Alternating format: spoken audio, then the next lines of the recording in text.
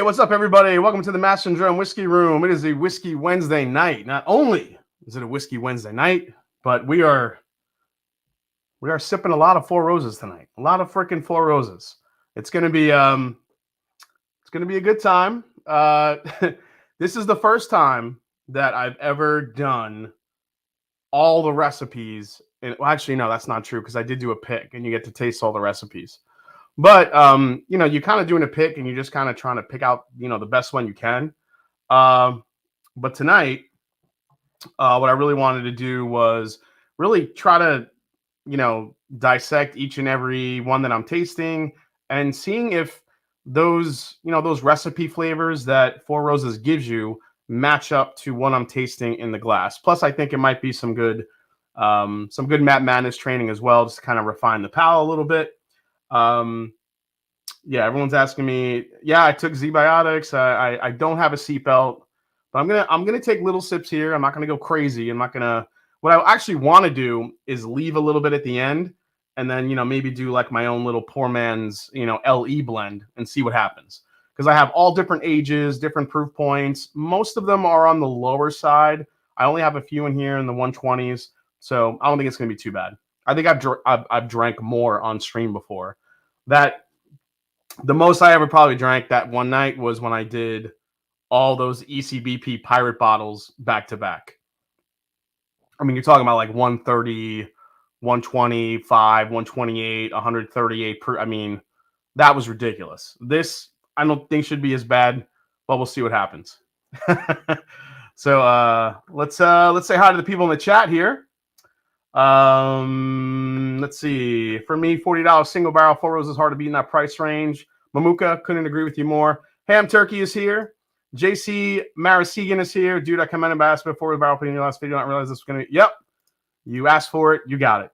I'm Big 11. Let's see. University of Michigan, Big 11. Looking forward to this Four Roses Small Batch Select. Our fall easy to drink. Yeah, I mean those are some of my favorites.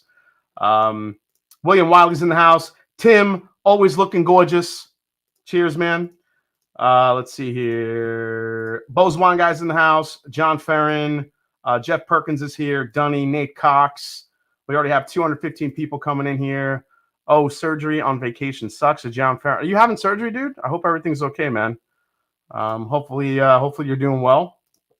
Learman 2001 heading to Four Roses at the end of the month, says Learman. Hopefully they have a pick when you're there, man. They don't always have them, but hopefully they do. T. Jarrett's here. Dave Markowski. What is going on, man? Always nice to see you. Mark Mace in the place. How you doing, buddy? Saucy Shane, staying saucy. Dunny is here. Glad you're liking the Dancing Goat, man. Four Leaf Whiskey. What's up, C-Bus? How you doing, Four Leaf? Actually going to be on Four Leaf's Whiskey. Am I going to be on live stream Sunday? Is that the plan? I think so. We're doing a little bit of Irish whiskey tasting. She has some amazing Irish whiskeys. Curiosity Public. Look who shows up. My next opponent in Matt Madness. If you guys haven't heard, I actually made it through the first round of Matt Madness, so I'm pretty psyched for that. Terrence Scott is here. What's going on, buddy? Let's see. Sandeep Chima's here. JG is in the house. JG, who helped me prepare last week, as you saw. Ian Knepp is here. John Perkley, Countdown. Pop 'em, don't watch them. Welcome to the Royal Roses Rumble. That's basically what it is tonight. We have the Irish Whiskey Yoda, Donald Rance in the house. Whiskey Juice. Joe Shonik is here. Eric Sawyer. Clear the space around the chair. The Daily Annual Whiskey. What's going on, man? Jeffrey Jankovic is here. Ernest Peacock. Tony Two Toes. Here's hoping this is a repeat of your ECP. Everyone's waiting for me to fall on my ass. Rebecca Page, Medium Ugly. Kenneth Rathburn. I have a bunch of super chats that came in. I got to get down here to them. Jason Busey. Every time I see your beautiful face now, I hear We Are the Champions and Neil Peart.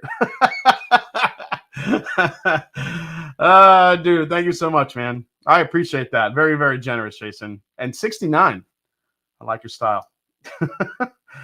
Ian Knepp, congrats on the Matt Madness performance. You killed it. Yeah, I was able to score pretty high. I was very happy with my performance, but can't rest on my laurels. I need to, keep training. I don't think I go again for like another month or something like that. So I have to be ready when the time is right. Julie L is here. Of course, Julie's here. And we'll get into some stuff here. I'll get into what's in my glass. The OESO in your thumbnail is actually a local Chattanooga pick. Oh, that's cool, Aaron. Very cool. Patrick Cohn. Holy shit, $50 super chat. Congrats on the first round win. Well deserved. Yeah, I can't complain. It was a lot of fun, man. Toshi Bake, $20 super chat. Congrats on the Matt Mattis win. That practice and sitting in the basement paid off. You crushed it. Felt like you were on and you delivered. Yeah, I definitely like felt a zone. I was kind of just sitting. I wasn't listening to the music, even though the songs from David and Kira were amazing. I actually made one of them my ringtone. That's how good they were. When will the Bah Holiday video drop soon? Medium Ugly. You'll probably see that one Friday, I think. So I think you'll see that one Friday. Jeff Kazayas here. Richie Z's here, I see. Fancy Franchi and Gary Franchi, the franchise. What's up, B Sims? Oh, nice to see you, B Sims. Always nice to see you. Brian Brennicky, what is going on, man? Nice to see you. Damn, Joe Graves is here. Mamuka, I want to take the opportunity to wish Happy International Women's Day to everyone. Yes, Happy International Women's Day. Thank you for reminding me. To all the amazing ladies in our lives. Cheers to you guys. Absolutely. Hey, Jason, first time but long time follower. This is Jeremy Erard. Thank you so much for being here, man. Welcome in. Welcome to the fun. Welcome to the craziness. OH. Let's see here. Yeah, Sunday, 6 p.m. Eastern time. There you go. You killed it on Matt's Madness. Yes. Will you have an NCAA selection show? I love your picking my Chiefs. Mizzou should be your pick. I don't know. That'd be a lot of matchups to do the Sweet 16. That's a big ass tournament, man. Dan L. Okay, Dan L wants the butterflies. Okay, so before we get into the Four Roses, of course, Dan L, I love you guys. Thank you so much. Now, if you notice behind me, they're right here. There's some wind chimes here. Now, I wanted to hang them here, but I couldn't. They were too long. So I was going to hang it right here. They were just too damn long to get here, and I was going to have so many like pours in front of me. But those, if you could kind of see them, are butterfly wind chimes. That's right. Butterfly wind chimes sent to me by the amazing Dan and Julie Like. Also, they sent me blue drumsticks to hit the chimes when I got super chats. So hopefully this isn't too loud. So I think I hit it too hard. That's going to get annoying. Thank you so much. Not only did they send me that, but they also sent me a box of like 100 plastic butterflies. On top of that, they sent me this. They said there were going to be some butterflies tonight, and here it is. They sent me a friggin' bottle of Blue Run. Come on, man. You know, if I didn't love Julie and Dan so much, oh my God, those friggin' butterflies. So yes, I'm not going to keep hitting them, but as with the night goes, the super chats I get, I will let Julie L. It's about time you showed Porter and the world all your talents. Great strategy holding back previously. So proud of you. Thank you so much, Julie. Yeah, it was it was kind of surreal. You know, kind of going through it. I really was just, you know, tasting stuff, and this was the time where I just went with my gut. I knew what I was tasting. Didn't always know what I was tasting, but I was pretty familiar with what I was tasting, and I was confident in my guesses. If you guys miss it, I completely headshot a bottle. I called it out. I said Maker's Mark cast strength. That's what it was, and that's what kind of put me over the top. I got 35 out of a possible 52 or 53 points. So now the pressure's on. Now I got to keep not the pressure, I should say, because I got to kind of keep it low key. But I definitely have to get back in that zone and just keep testing myself and just get better and better each time I do it. Hopefully, I could take it to the finals this year, and we'll see what happens. So, hey, Black Bourbon family's here. Awesome. Curiosity Public says basically no need to keep training for MS at this point, right? You wish, Dutch. No, I'm still training. I'm still training. Lucas Oppener hit the butterflies. Okay, just all right. Thank you. All right, there's the blue sticks for the Blue Run. So this is Blue Run. This is the Blue Run cast strength rye whiskey, which I've heard a lot of good things about. I did get a sample of this because somebody said it was good stuff. It was good stuff, and I should trust it, including Dan Shook from Bourbon Junkies. He's like, you got to at least try the cast strength rye. So here it is in all its beautiful butterfly gloriousness. Dan L says, wake up, people. Let's get some. This is the Matt Manis 2023 champion. Dude, don't jinx me. Do not jinx me, man. I got a lot of great palettes to go through, including Dutch. So we'll see what happens. Yeah, holy shit, I stepped away, come back, and Jason has a blue rum bottle. Yeah, Saucy Shane, this was sent to me by the amazing Dan and Julie L. I'm going to give this a proper review right now. Actually, let me pour a little bit more of this. Now, all the stuff I've had from Blue Run, I haven't really been impressed with for the price. You know, it's good, easy sipping whiskey, but as you guys know, I can't stand the price of it, and I really am not a fan of the way they market shit. So, seriously, though, hell of a job last week. Congrats on the win. Thanks, Dutch. Can't wait to see you in the next round, man. That'll be a lot of fun.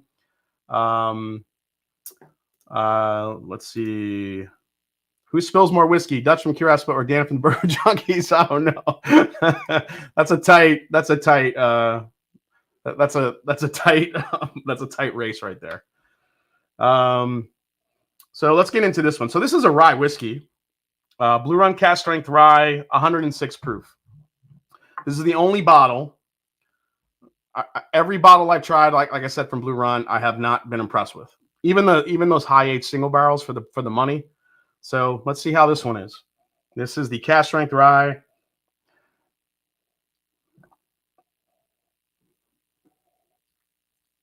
I really do think that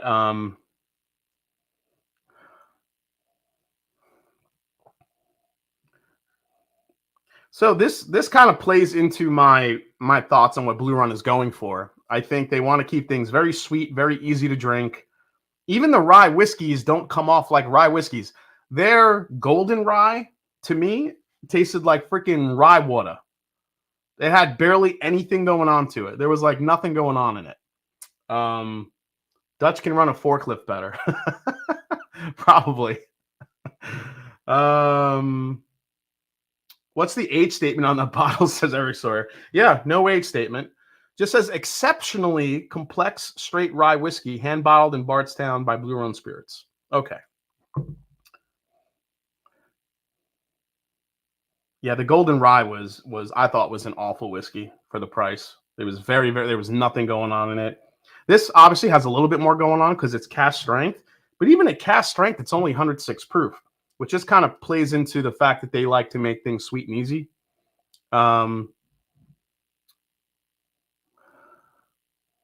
Yeah, golden. Yeah, exactly. Golden rye didn't even taste like it. Yeah, and this doesn't really smell like a rye either. This comes off more like a. It's extremely fruit forward. It's a little bit floral. I'm not getting like that typical, rye spice, the mint,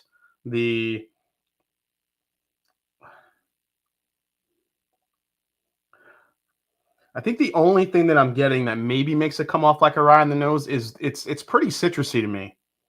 So let's try it. All right, Blue Run. I have to try it, guys. I mean, Julie and Dan sent it to me. Cheers. Love you guys. And everybody let me know in the chat what you're drinking. Here we go. Hopefully it's a little Four Roses.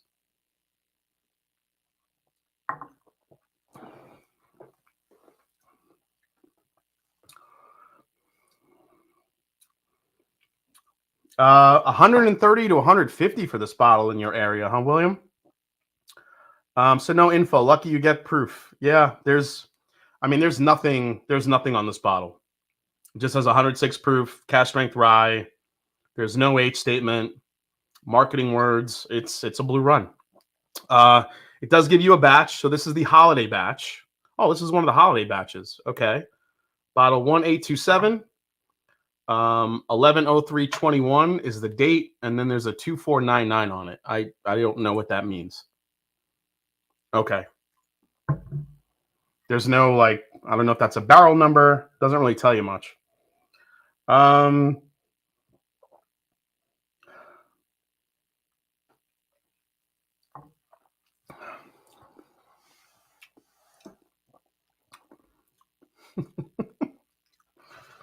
There's just not a lot going on. 106 proof. I don't think I expected a lot to go on. It does have a sneaky finish to it. Like this finish comes off like a rye. When you come to spice, there is a nice black pepper-ness to it. Black peppery type of vibe to it. Actually, a lot of black pepper. For 106 proof, this has a ton of black pepper on the back of the palate on this one in particular. But the front to mid palate, there's just like not much going on. I'm looking for those citrus flavors that I want in a rye. And guys, I'm like, this is a straight up, review. I'm not fucking around here. I'm not gonna trash him just to trash him. I'm not gonna love him just to love him. But I'm gonna I'm just being honest here.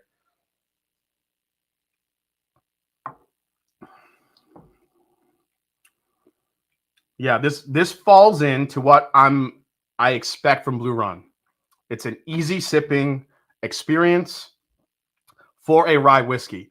And this is where I think their product line, everything that they put out, is geared towards I'm not going to say the whiskey nerd, maybe the whiskey curious, the bourbon curious.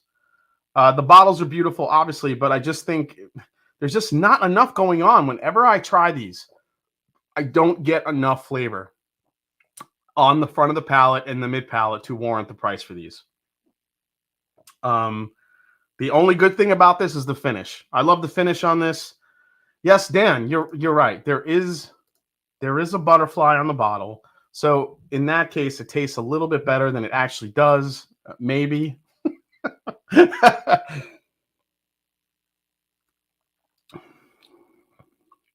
Yeah, this thing goes right past the palate, right to the finish, peppery. If this is a $150 to $150 bottle? Yeah, no. Sorry, Blue Run. I tried. I wanted to really like that. I mean, I'll keep sipping on this. I'll see if it opens up, but I'm not digging it. I love the finish, but there is absolutely nothing going on for me on the front and mid palate. There's just nothing. It shoots right past it. I'm like, where's my flavor? Where's my rye whiskey flavors?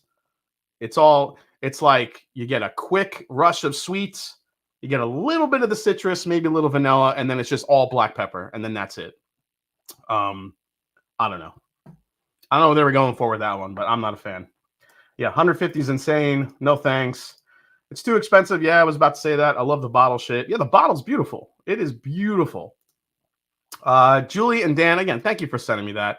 I will, share that bottle with folks who maybe have never had it. Because I think there's people that do want to try that, but don't want to spend the money on it. And of course, Dan and Julie being so generous. Thank you so much. I'll hit the chimes one more time for Dan. Thank you so much for all my butterflies, guys. I appreciate you. All right. Let's see. Wait, is that a butterfly? It was. We're done with the butterflies right now. I'm gonna keep drinking a little bit of this here. Jason, what did you think of the Booker's 22-04? I liked it, but I did not like it more than the what was the third batch that I liked a lot? The Kentucky Tea. I did not like it better than the Kentucky Tea batch. So, Jason, will you be hunting the Anderson County rare character pick from Wild Turkey? Also, thoughts? Hell yeah. I mean, that is Rare Bird's release.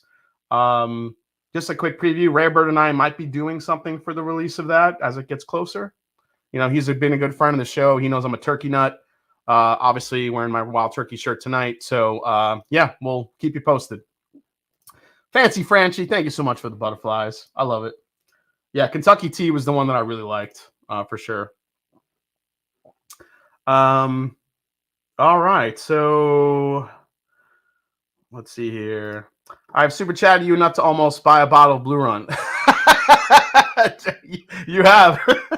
I could definitely buy a bottle of Blue Run, especially one if it's on sale, which I hope it is on sale. Steve, you with a $3 super sticker. Thank you so much, man. Thank you so much. Julie L says, give it all out. It was about sticking to my word, not sending you a bottle.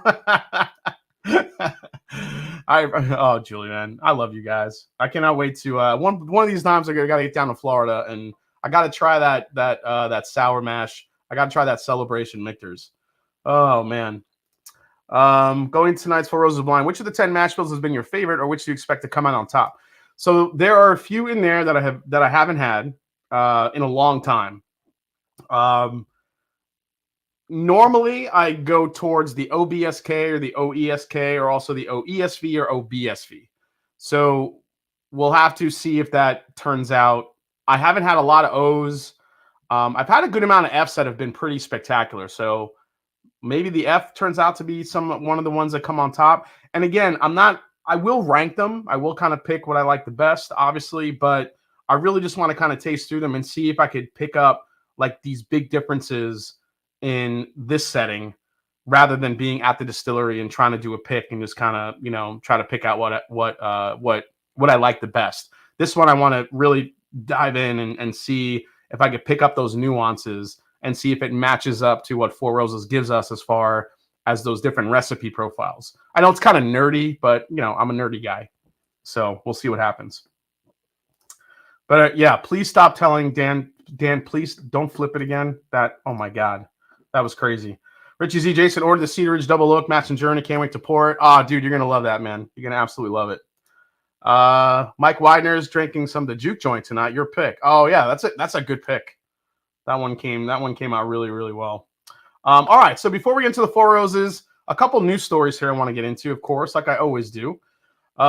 So first things first, let's go to this bottle right here, which is from Woodford Reserve, and it looks like they're doing something pretty new. Well, not something new, but something pretty special for the upcoming Kentucky Derby, which is, let's see here. Where did that news story go? Sorry guys, I thought I had that all queued up. Let me go to.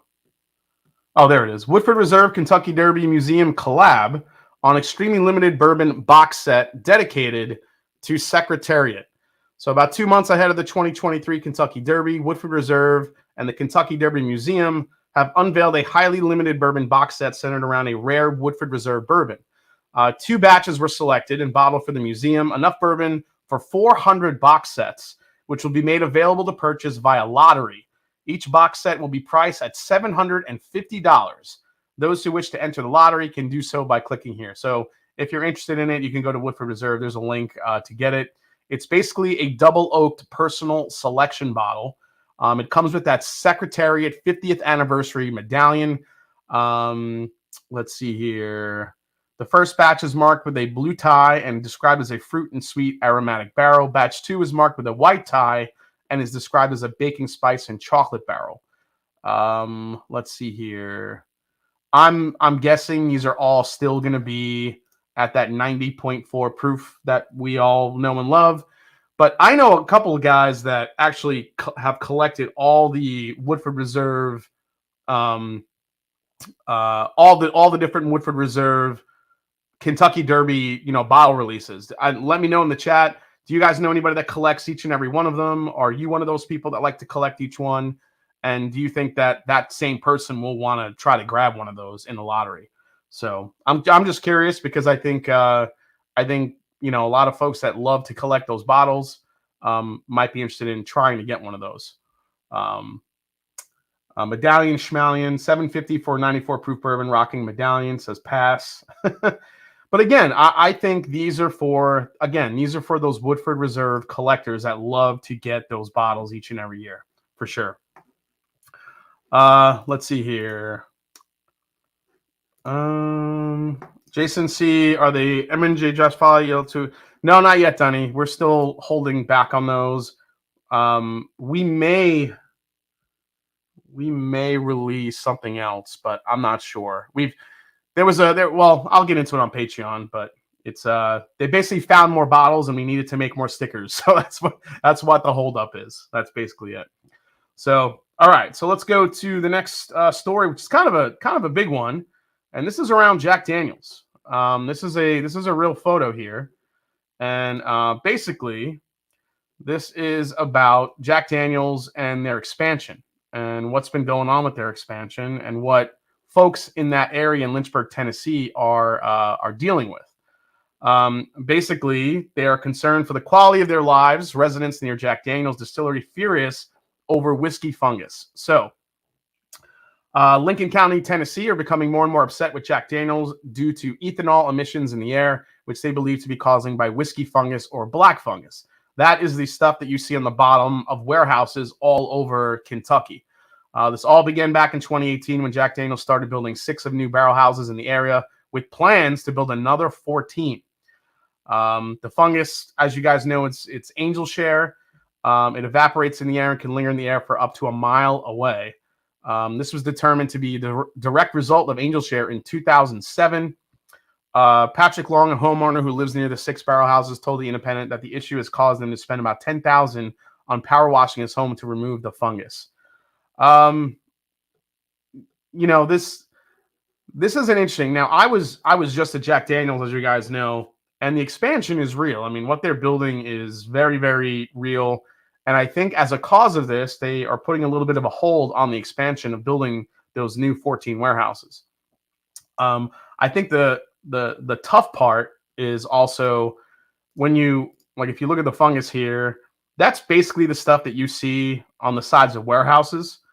When you go to, like, if you've ever been in Wild Turkey, I mean, you see those on those old white warehouses, all on the bottom. It's all black all around them. Warehouse A, Warehouse B, it's just full of that stuff. And basically,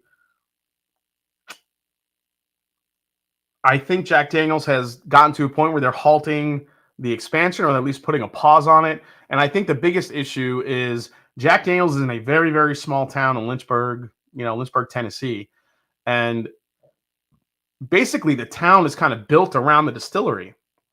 So this isn't like, Wild Turkey, where it's kind of in the middle of nowhere, and, Bardstown, like Heaven Hill, where they have all these warehouses are up on the top of the hill. It goes up, you don't really see it too. I mean, maybe they see it. I haven't lived in Kentucky, so I don't know if you see it in some places on homes, but I mean, Jack Daniel's is right smack in the middle of a town.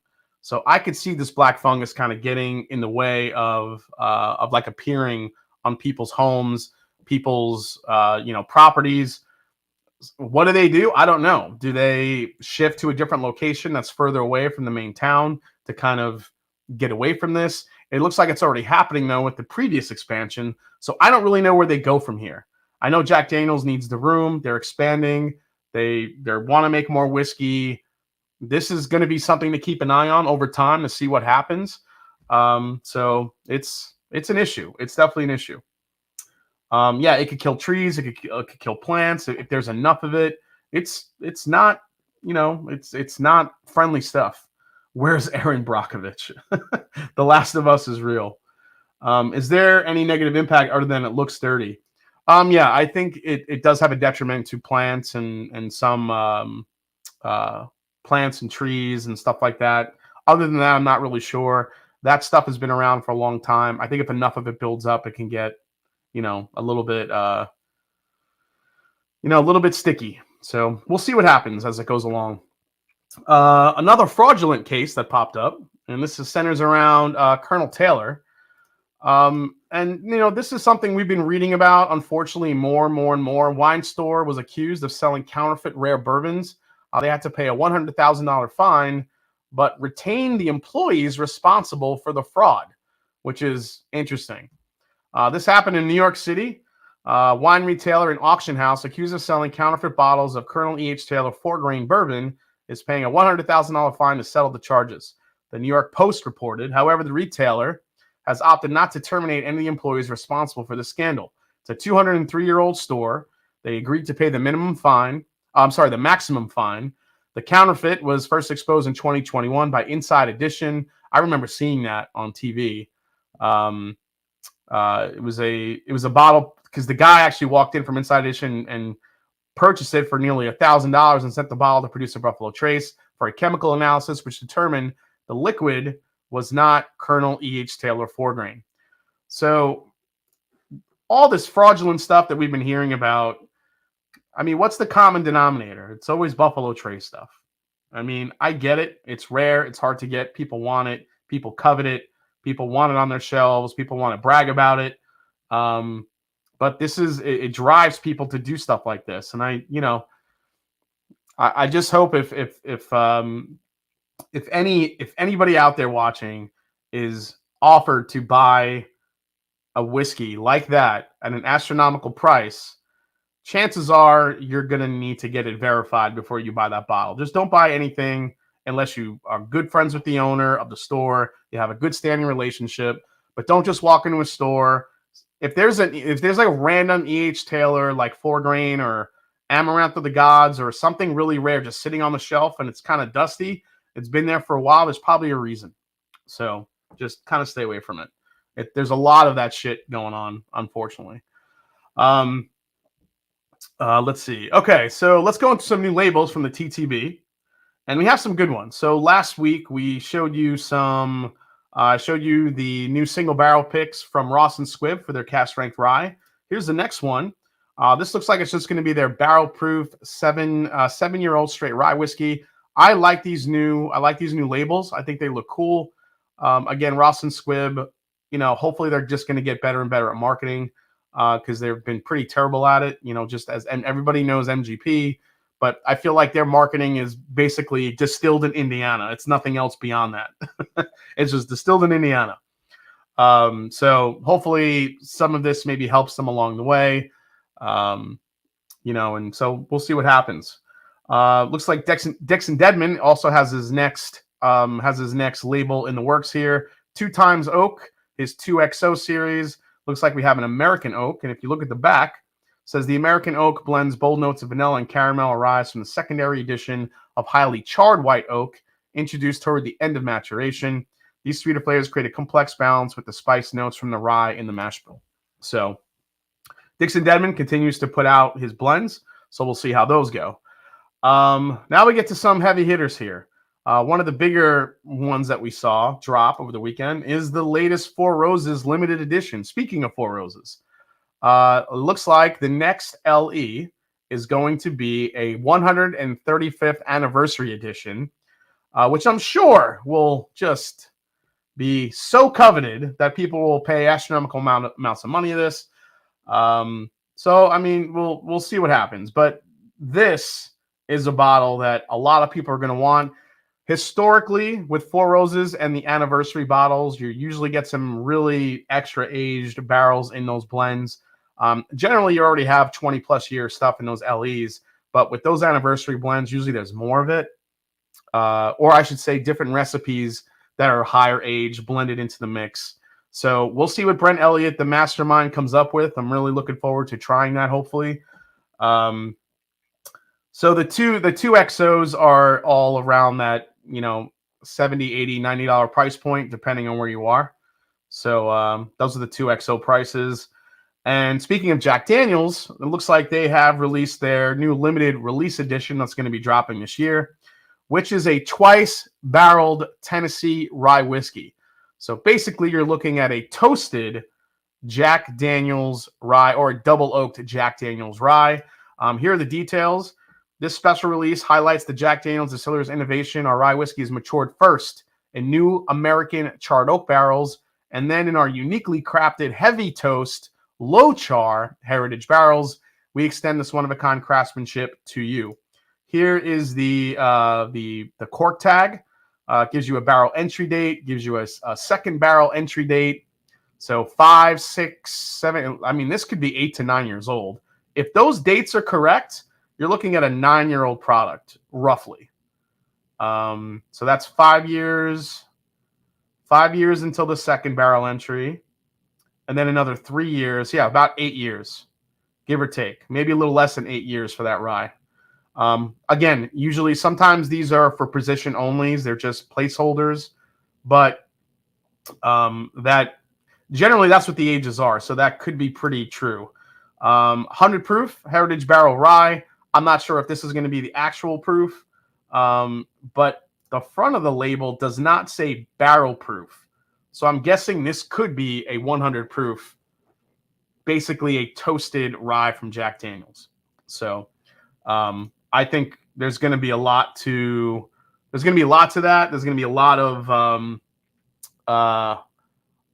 talk around that one. I mean, listen, I'm over the whole toasted thing. I think there's so much toasted crap out there, but Jack Daniels, they just have a different profile, and I'll be interested to try it. Mr. Deadman also recently patented a new barrel sealing system that he just released. Dixon Bungs. Dixon Bungs. That is, wow, ADHD whiskey. How do you do this? You're a genius. Rye has to sell better than last year's single malt. Oh, for sure, Brent. I totally agree. I think the rye, based on the equity they built up with their barrel proof rye, I think people are going to go absolutely crazy for this one. So we'll see what happens. Jack Daniels rye, over 100 proof, immediate buy for me. Okay. Neil Rye, okay, he's talking about that. Let's see here. Matt is the GOAT. So what you're saying is that when you're not going to pick up the upcoming Blue Run Toasted, do they have a Toasted coming out? Is there a Blue Run Toasted? I mean, it wouldn't surprise me, but that would, I probably will skip that one. I'm just to be sure. I'll probably skip that one. Let's see. Be interested in trying it against the High Toast Rye Distillery Series on 101 proof. Yeah, and I think a lot of those Distillery Series releases are basically centered around, you know, a little bit of you know, a little bit of like consumer research purposes. They kind of put it out there, see how it goes, and if people are really enjoying it, they turn it into a special release. It's a smart way to do it. You know, you kind of trickle it out there, see how people are enjoying it, see what the feedback is, and then if it's viable and people really love it, you scale it up and you make a special release out of it. So let's see here. Is Jack Daniels Rye charcoal mellow like their whiskey? Yes, it is, Garrett D. Jeffrey Wack says, hello again, whiskey friends and Jason. Jeffrey, sorry I kicked your ass at Matt Madness. Listen, Jeffrey wanted to talk shit in the beginning of it, so now he's got to take it now. I scored 35 points to his 10.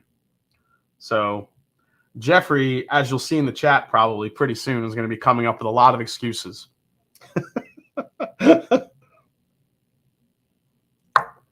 Oh, man. Did they do a Tennessee Taster single malt? No, they did not. At least I don't think they did. Unless they blended it in something. I don't remember. I don't know if anyone in the chat knows that. Was there a Tennessee Taster or a Distillery Series with their malt whiskey in it? I'm just curious. Jeffrey Wack, I talked even more crap when I lose. That's true. This is the way. I have to catch up. I haven't watched the second episode today yet. Jason, did you try the Scotchman Whisky Society bourbon? No, I generally don't buy those because they're pretty high price for what they are. I didn't mind that high aged corn whiskey they had, that mellow corn. That one was okay. So all right, it's time. So we have 470 something people in chat. Holy shit! Hit the like button while you're here, guys. Please subscribe, help out the channel. Hope you guys enjoyed my Jack Daniels video. I had a lot of fun filming that one, kind of getting into it. And it was funny because I filmed that before I went to Jack Daniels. And then when I came back, when I got back, I could not wait to edit it and get it out for everybody to enjoy that one. There were still people in the comments saying that Jack Daniels still isn't a bourbon.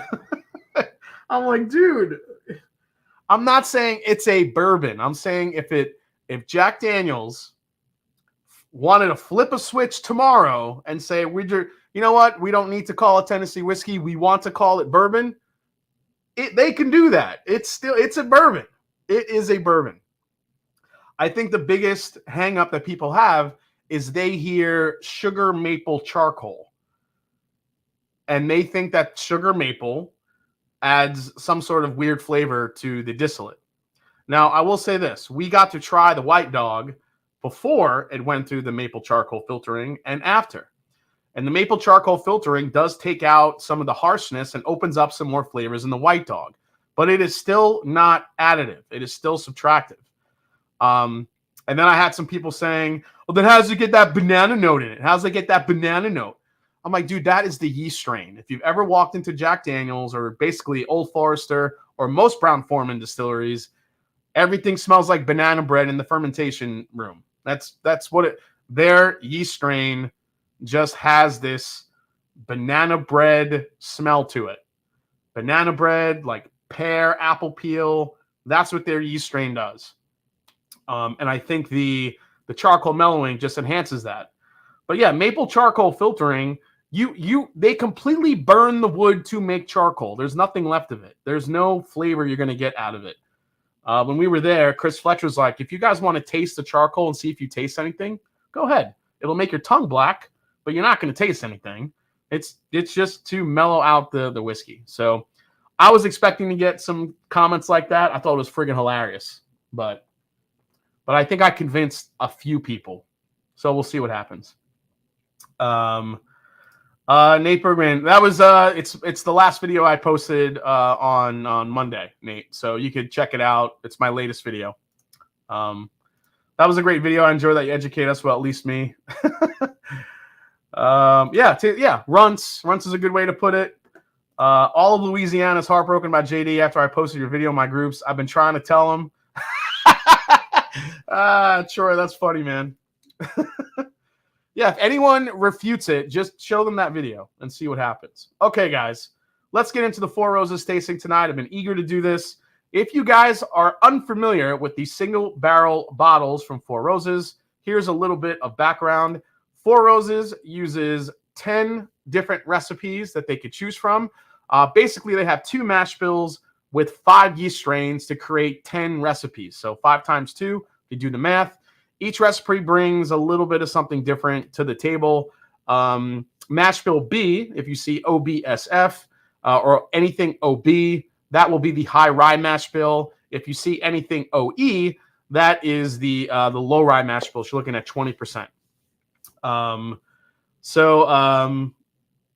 don't know if you guys know this, but basically the O in the letters is I think that's a distillery designation. So back in the day when Seagram's, had Four Roses and there was a bunch of different distillers that they were using, all these different distillery plants that they had, Four Roses designation, I think, was letter O. So that's how they got O. B is the mash bill. E is the mash bill. S just stands for straight bourbon. And then that last letter is going to be on the bottom what that yeast strain is. So that's what the different recipes make. So O is the old school distillery designation letter. B is the mash bill. E is the mash bill.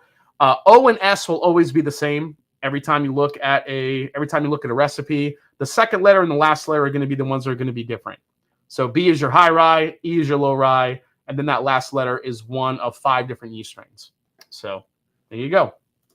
Now tonight I have 10. I have 1 from each recipe. All 10 are right here. They're all labeled underneath the glass here. You know, I might need to move this because I'm going to have 10 glasses here. So I'm going to move my tasting tray. Get rid of that. Let me grab my book here, my pen, so I can write some notes down here. The O stood for the other Lawrence. Yeah, exactly. The other Lawrenceburg distillery. Yeah, it was some like O does. I remember reading about it. They had like different designations, and then I think somehow Four Roses had O, and that's what it was. So S is for the spin job, the proper way to taste whiskey, says Brent World. I like that, Brent. All right, so Wise Guy says Stu, OBSO. Those are all barrel-proof small sips. Exactly, Richie. So this is what we're sipping tonight, guys. These are all the picks that are in the mix tonight. So on the left are all the OBs, and on the right are all the OEs. So you can see there's a pretty good range of years. As usual, the youngest one in the mix is actually the OBSK, which is 8 years and 6 months old. But all the rest to go from 9 all the way up to almost 12 years old for some of these. The lowest proof being 104.8, and the highest proof, we have 2 of them at 125.2. So as you can see, oh, I'm sorry, the highest is actually the OBSQ at 127.6. So yeah, there's a fair amount. There's 1, 2, 3. There's 4 of them in the 120s, and the rest are pretty mid range. So not too bad. 1, 2, 3. Yeah, 5 of them. Oh, 5 of them in the 120s. Can't read tonight. So there you go. Those are all the ones. I even have my own pick in here. I have my OESK in the mix, which is 123 on the dot. So we're gonna go through this here. David's Four Roses song for Matt Manis is genius, says Martin R. Everything David does is genius. So any single barrel I grab, won't be able to read after tonight either. Yeah, seriously, probably won't be able to read, but we're gonna go through each and every one of these. And I will rank these, like I said, and I will kind of taste through them. And I'm going to try to see. Now, here are the different, I also grabbed the profiles here. So OB, so these are the high rye mash bills, or the high rye recipes, I should say. Delicate fruit and rye, rich fruit, delicate rye and mint, rye and baking spice, rye and light floral character. Then you have the E's, which get into delicate fruit and caramel, rich fruit and vanilla, herbs and mint on the OESF, baking spice, delicate grains, and light floral character. So what I want to do is see if any of the notes I get on these will actually match up to that once we do the reveal at the end. So I'm going to put on a little background music here. And you guys, if you want, please feel free to ask me any questions tonight. I'm going to kind of go through this here and see how I do. Let me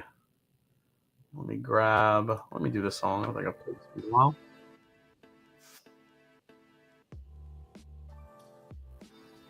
All right, here we go, guys. First one here.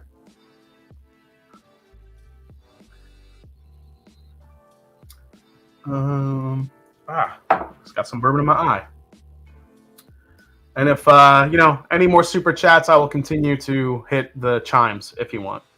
Brian, well, I hope you had a loaf of bread. Hey, what's up, Karen B. Ford is here. I think the run and tier can have a bigger differences in the recipe sometimes. I agree, Eric. Oh, you know what? I should have put the tier on there. But we'll find out what the tiers are in the reveal. So we'll see if the tiers do make a big difference. I mean, usually the lower proofs are the lower tiers anyway, and the higher proofs are the higher tiers. So we'll see how that plays out. Maybe the higher proofs do win out versus the low proofs, but we'll see. So this one, I am getting a lot of fruit and a lot of spice. Very rich in caramel here. How long did it take you to collect all the bottles? It took me a while. I literally just got the last 2 last week. So I haven't had all these in a long, like, since I've been on the pick. So it took me a while to collect each and every one of them.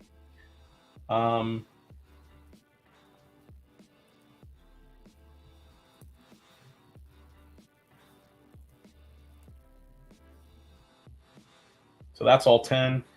All right, so let's start here. So I got a lot of caramel. This is very fruit forward.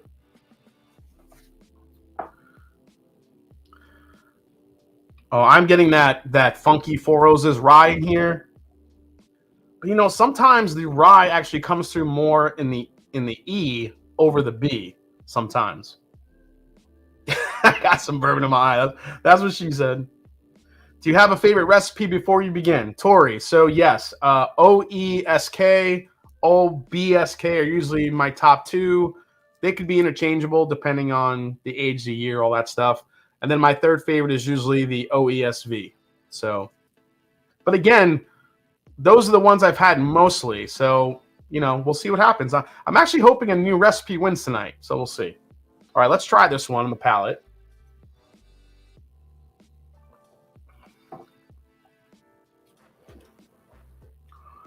That is super sweet. Super sweet. Very, I guess anything's going to be friggin' sweet coming off that friggin' Blue Run.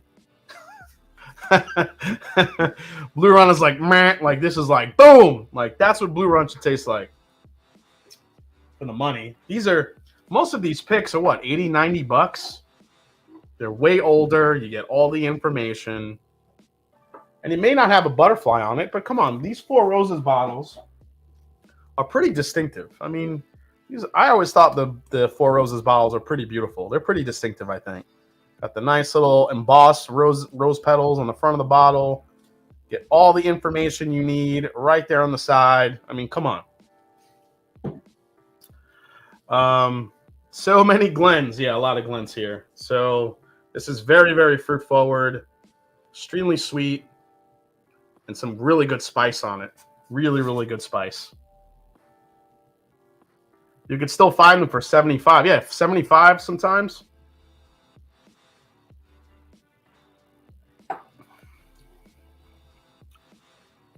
With all the training I've been doing for Map Madness, sometimes I'll throw, I get Four Roses in the blind, and Four Roses to me really still sticks out.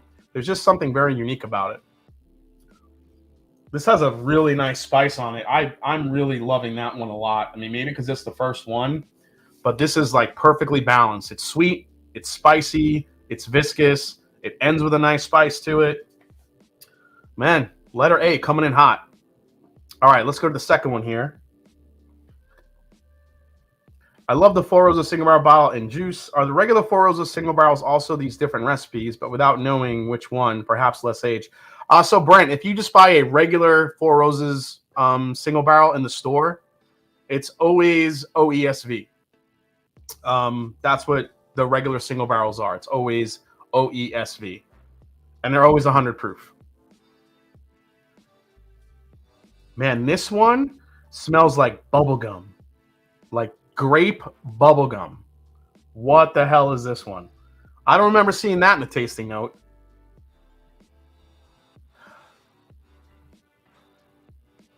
This one is a little bit more floral too. This one has like that floral vibe to it that sometimes you get in Four Roses. Yeah, love the color. Hey JC, what's your favorite available Bull Rye? I do enjoy higher proof. Would love to know your thoughts. You're the GOAT, and look forward to your stream all week. Thanks you so much, Matt. My favorite Bull Rye right now, as far as available, it's probably a bottle. It's got to be the Lost Monarch from Redwood Empire. I mean, that one, it's not cast strength, but man, is it a damn good one. And also the what is it? The William Tar, the Tar, but I don't think they're Tar anymore. I think they're RD1. Let's see here. Hey, Jason, I have a highly allocated raffle coming up. Should I choose Heaven Hill over BTAC selection? Old Fits 9, 13, 14, 17, or Birthday Bourbon 2021, 22? Holy shit. That is crazy. So I wouldn't choose any of those Old Fitzes over BTAC, to be honest. Birthday Bourbon, definitely not the 22. The 21 was good. 20 was okay. I don't think I would take any of those over any BTAC, to be honest, dude. So Whiskey Juice, if you have a chance to get a BTAC, get a BTAC. But if you have to get any of those, the 17-year-old Fitz or the 21 Birthday Bourbon, those are the only two out of that list I'd be like, yeah, you should get those. Yeah, I would say Lost Monarch for sure. Yeah, RD1, which used to be the WM Tar, they make a Bull Rye, but now, so you have to look for RD1 now. They completely they changed the marketing on them. So, but they make a really good Bull Rye as well. Old Fit 17 is phenomenal, but not GTS, William Llewellyn, or ER17. I totally agree. Matt, ADHD Whiskey. I think the Old Fit 17 on that list is one to get. Even over the Birthday Bourbons. Birthday Bourbons are just meh. They're not. I haven't had a really impressive one since 2018.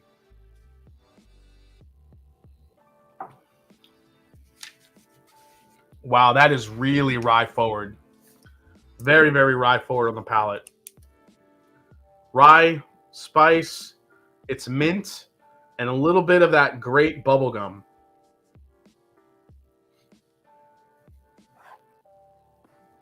I better write this neater because I'm going to have to go back and read these and see if it matches up. All right, let's go to the third one.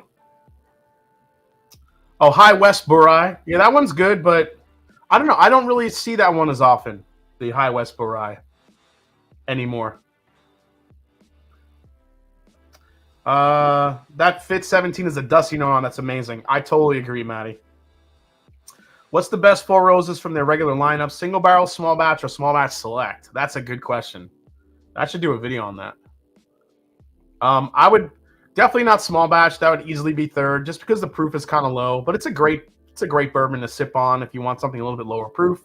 Single barrel, the regular is probably one of the best values you're gonna still find on the shelf. $40, 100 proof, OESV, good age in it. But that small batch select seems to be a hit or miss for people. People either seem to love it or hate it. I like the small batch select. It's non-chill filtered, 104 proof. Like for me, I like the small batch select.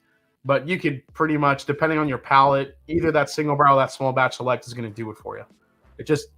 They're different blends, so you have to see what you like.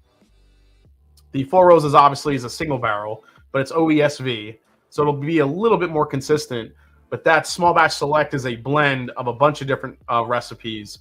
So it just depends on what you like. If you want to stick with that or you like the blend better. So I would, honestly, dude, I would just blind them. Blind all three, get all three, blind them, and see which one you like best. And there's your answer.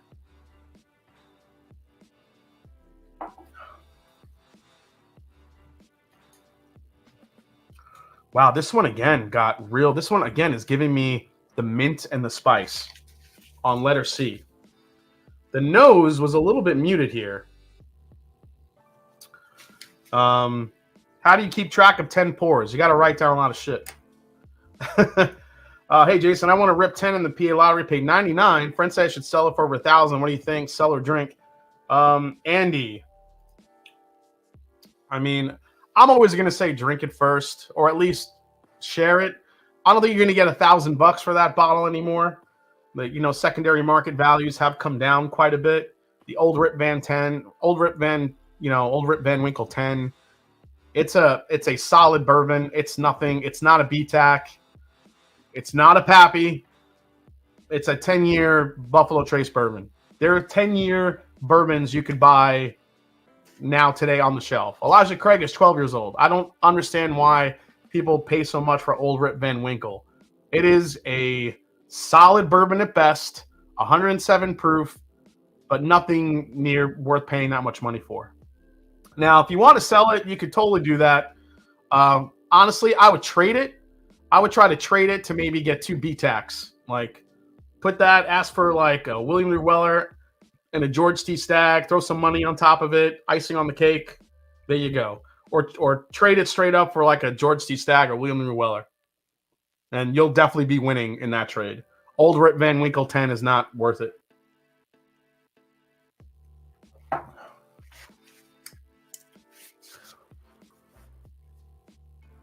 This one is extremely savory. I'm almost getting notes of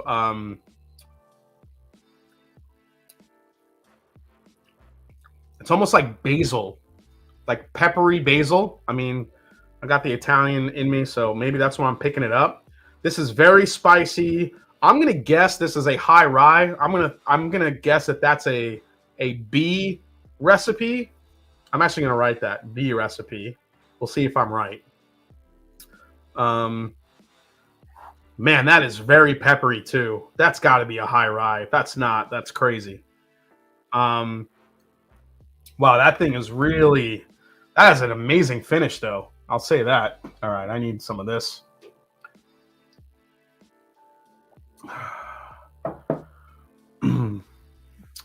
Let's see. William Llewellyn is about 1,700, and don't think you'll get anyone to trade for that straight up. No, not straight up. I think you need to put some money on top of it if you want a good BTAC. The bourbon guy says the no bourbon is worth more than 200. Only reason they are is because you would buy them to try and make money off them. Jason, you can blend Old Forester barrel strength bourbon and Old Forester barrel strength rye for barrel strength rye. Yeah, you can totally do that. I blend rare breed and rare breed rye all the time to try to like mess with to try to get like a perfect rye. Also, Russell's single barrel rye and Russell's single barrel bourbon. Those can make some good ryes. Or you could just drink Unforgotten from Master's Keep, which is a solid rye as well. All right, let's go to the letter D here.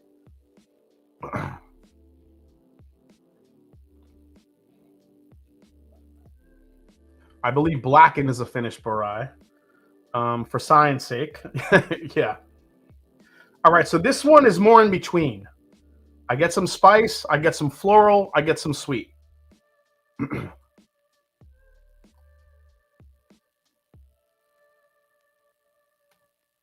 The lot B is $10 more than William LaRue Weller. Nothing like government-controlled liquor, says Peter White. Dude, Peter White, that lot B, I think, is one of the, I'm not going to say it's one of the worst, but it's just just a fine bourbon for the amount of clout it gets. It's a glorified Weller 12. There's nothing uber special about Lot B. I don't care what anybody says. I mean, I think there's a little bit more depth to it than Weller 12 because it's aged in a different part of the warehouse. But other than that, I mean, B-Tack over Pappy any day of the week. Any day of the week.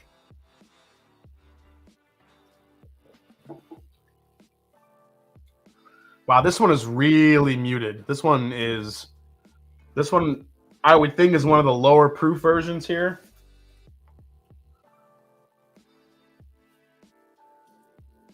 This is a real easy sipper for, especially coming off the other three here.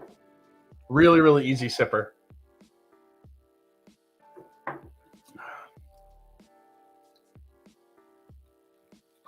Again, this is more, it's more rye, floral, and spice forward on this one. I'm not getting the sweet. Like A and B were super sweet to me. C and D are now getting into the more savory, more rye forward, more mint, spearmint, savory, lower proof. Man.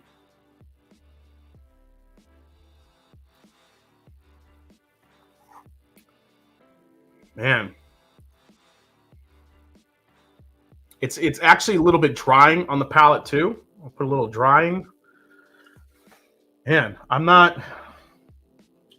C and D are okay. I think I like A and B a little bit better here.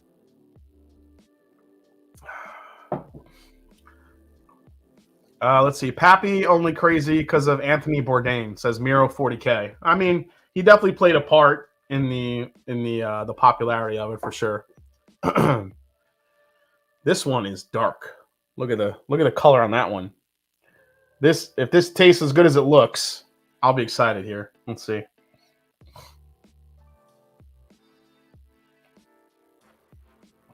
I have a Weller 12. My mom found 4 of them for $34 each. I got one of the 3 she bought. Save it for my dad when he's in town. Too low proof. Chris says Crazy Blue Lemur. Yeah. Listen, man. Any Weller 12, as long as you share it, it's fun. My mother loves Weller 12. She had a pour of it. She just loves how sweet it is, how easy it is to drink. She loves it. But then it's like she like asked for it. You know, she comes over and she's like, "Can I have some more of that Weller 12? I just love Weller 12. I just need more of it. Can I have some more? You can buy more at the store." I'm like, "No, Mom, I can't buy more at the store.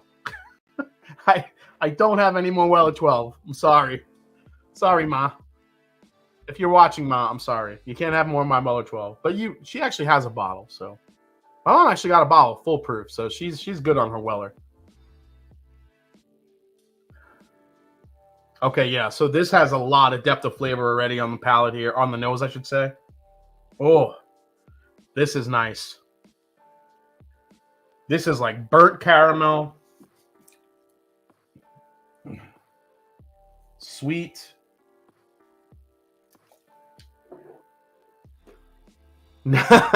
No Sanka. No, we don't have the Sanka.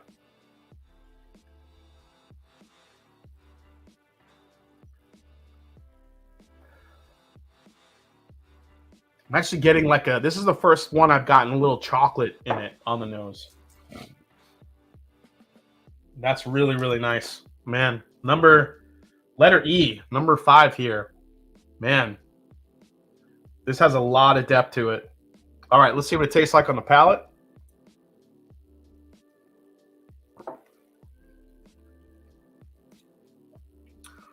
Extremely fruit forward.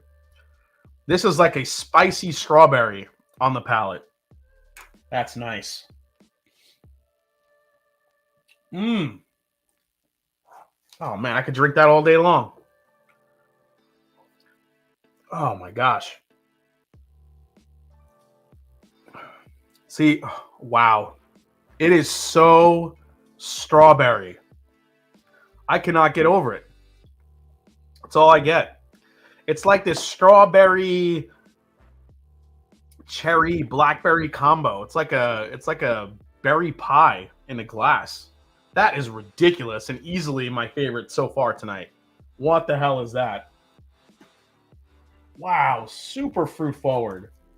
I'm putting a star on that one. That thing is ridiculous.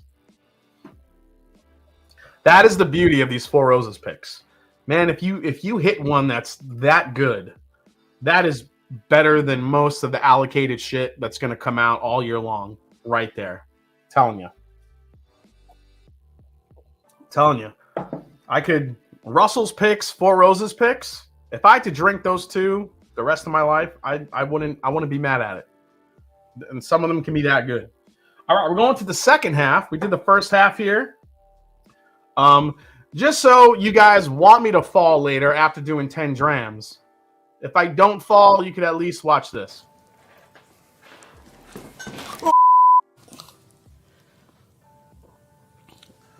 I fell.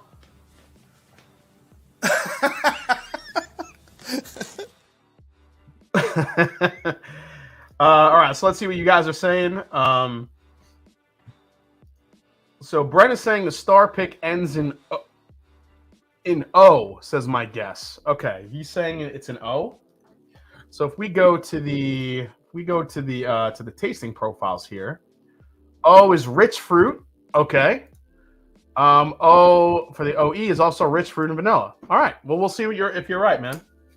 I'll keep that in mind. Is it an O with a question mark? All right, we're on to number 6 here.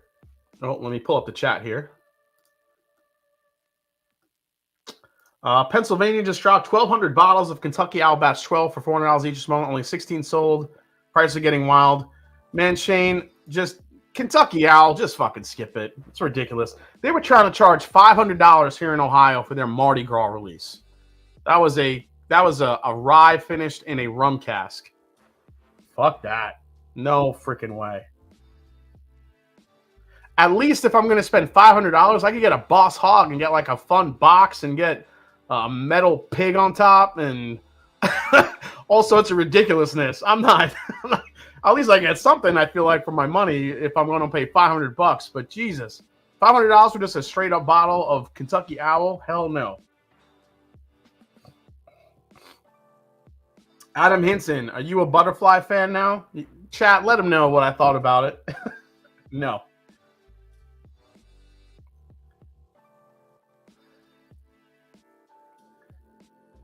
Okay, so this one I'm getting a lot of. This is very standard kind of bourbon flavors here. Maybe a slight fruit hint to it, but more of like the rich vanillas here. That's nice.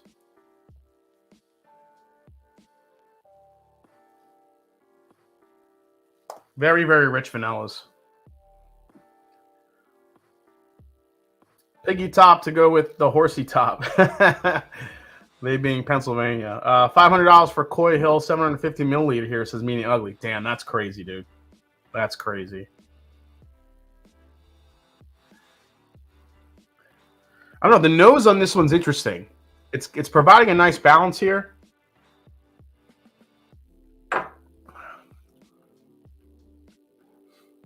This one is just solid. Not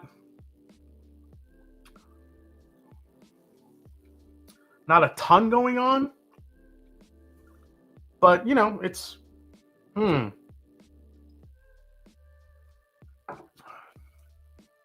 Oh, that sip was better. All right, this is getting better. Okay. Man, this has a finish for days. Very spicy. Very spicy. Possibly a K, maybe. Man,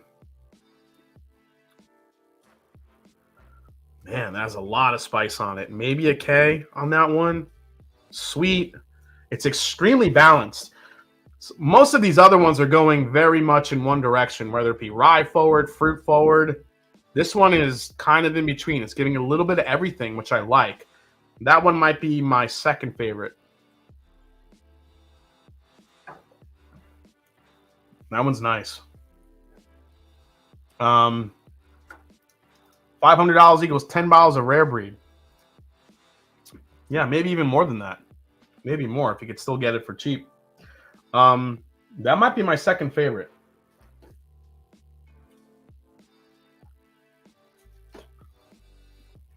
All right, let's go to this one now. This is number, holy crap, we're number 7 here. Here we go. Oh, number 7. Oh my gosh, guys, this. Oh, this is my jam right here. And when I say my jam, I don't mean fruit forward. I mean this is that creme brulee vanilla custard toffee, which is something you don't normally get a lot in a Four Roses. Usually that spice comes through, that little bit of more of a heavier rye, but this is just straight up candy. Oh man. That is super rich and sweet on the nose. I hope the palate matches that shit.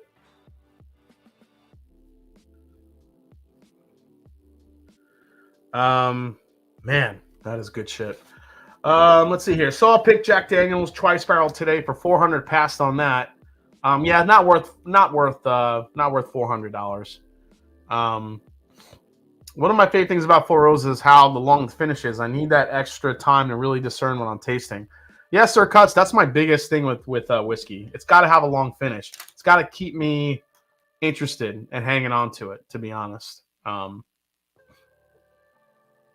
But man, the nose on this is beautiful.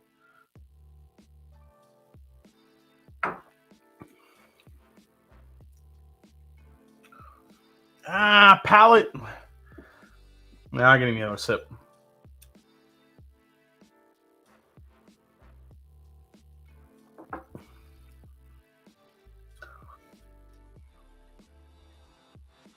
This is a I mean, there's no like Four Roses flavor profile that says vanilla bomb, is there? Because that's what it is to me. This is just liquid like ice cream. It's vanilla ice cream in a glass. It is so vanilla forward. What the hell is that one? Wow. That is good. Little bit of toffee. Holy crap. That's got to be an E. That can't be a B mash bill. There's not a lot of spice to it. That is candy in a glass. If you guys like sweets, this is going to be the recipe you're going to want to seek out, because that is as sweet as it gets. And it's actually one of the lightest ones, I think, in the blind here tonight. Loved our tour of Four Roses when, let's see, and the single barrel just finished so amazing. Deep, dark, rich with a crazy finish. Can't wait to keep finding more. Eric Sawyer with a super chat. Out of the 8 Four Roses single barrels I have opened, my OESK Brent Elliott distillery pick is my least favorite. So Eric Sawyer, one of these picks in here is a Brent Elliott. So we'll see how it does. Thank you for the super chat. You get a butterfly chime. So thank you so much, man. Wow. It's like, so A, B, C, D, E. E, F, and G are kind of like my top 3 right now. The 3 of these have been absolutely fantastic. All in different ways. This is the fruit bomb. This is like the balance, like just it has a little bit of everything. And this is the candy shop. So, man. Jay Porter, you tried the Bernheim barrel proof yet, Jason? No, but I have one on the way. I have one on the way coming. You will see a review of that as soon as I get it, guys. So keep an eye out for that. All right. Jason Coe says, wouldn't be surprised if that's the young one. I mean, maybe, Jason. We'll see. It definitely doesn't have like the oak and the spice that the others do. It's a standout. This one is an easy standout compared to the others because none of them are that sweet. All right, this one here. So this is number 8, or letter H.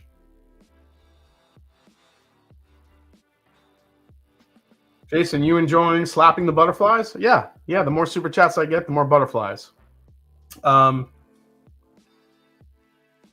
Man, this is kind of reminding me of F, where it's got a nice balance to it. It's not really going one way or the other. A little bit more on the floral side, a little bit of the fruit spice, floral.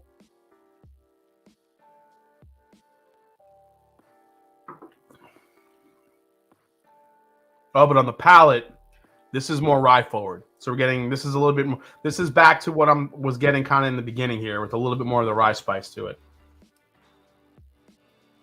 A little bit more rye forward on the palate.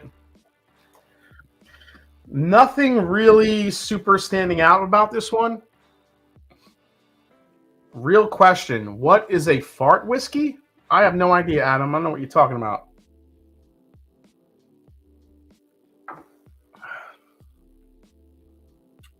I don't know what a fart whiskey is. This one's okay.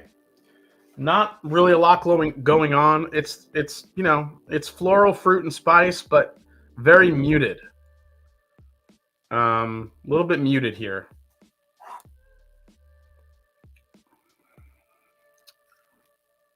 I'm not sure if it's as spicy as it is rye forward. It's very rye forward. Okay. Oh my God, Shauna Marie D coming in with $10 super chat. Mark Mace, Love 4 Roses, breaking them down. This is very interesting, educational. Go ahead and take the win, Matt Madness, but remember to have fun with it. That's what I'm telling you. That's what I got to do. I just got to have fun with it. Thank you so much to Shauna and Mark. The butterfly is yours. Thank you so much. And again, thank you so much to Julie and Dan for sending that to me. I really love you guys for that. Son of a bitch. All right, number 9. Still feeling pretty good here, guys. Here we go.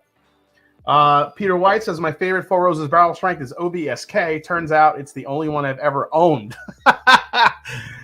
Yeah, I do like the K's, man. I like that. Can you say Silver Challenger? Can you say Horo shit? I don't know what that is. Giselle's Bourbon. Jason, does Russell's have any single barrel store pick ryes? They do. They're harder to find. There are not many out there, but they are out there. Todd Ritter says, don't know what a fart whiskey is, but a whiskey fart has different char levels. I would agree. I would agree with that. I would agree with that, Todd. I like how I'm reading that, and he's got like his 2 beautiful children, like climbing a tree, talking about farts. Come on, Todd, you're better than that.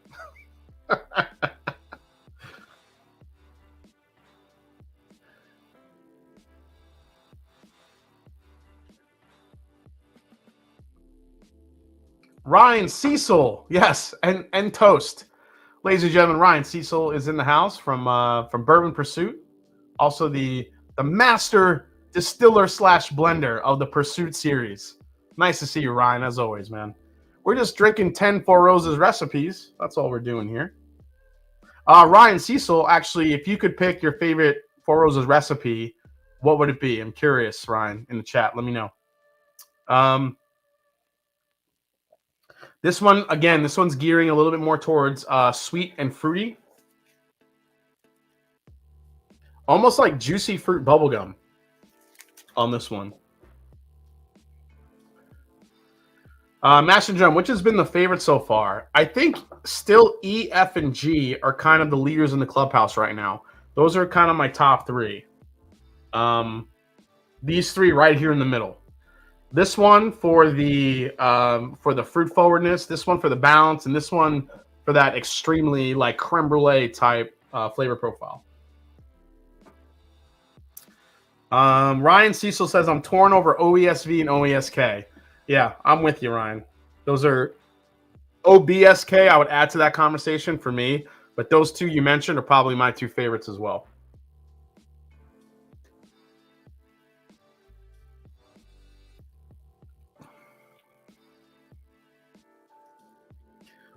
It's solid.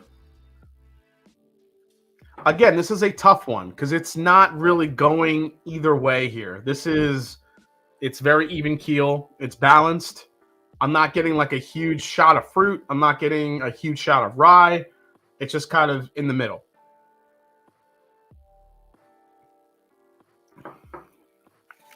Maybe a little bit more fruit forward here in this one. Fruit and spice. That one actually is growing on me the more I sip it. Shit.